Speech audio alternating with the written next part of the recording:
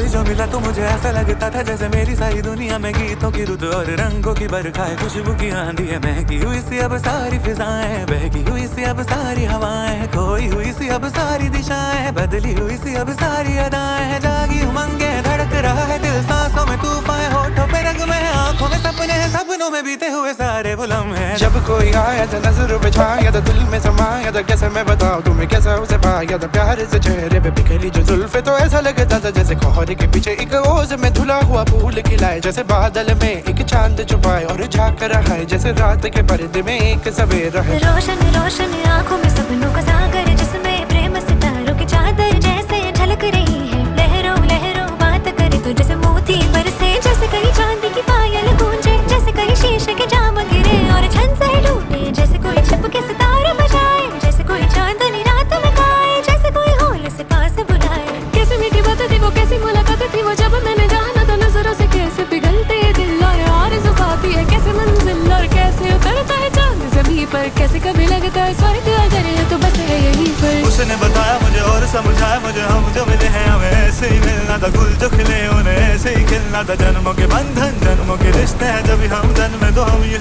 मिलते हैं, कानों में मेरे जैसे शहद से खुलने लगे ख्वाबों के पर, जैसे आंखों में खुलने लगे ख्वाबों की दुनिया भी कितनी हंसी और कैसी रंगी थी, ख्वाबों की दुनिया जो कहने को थी पर कहीं भी नहीं थी। ख्वाब जो टूटा मेरे आँख जो खुली मेरी होश जो आया मुझे, मैंने देखा मैंने जाना वो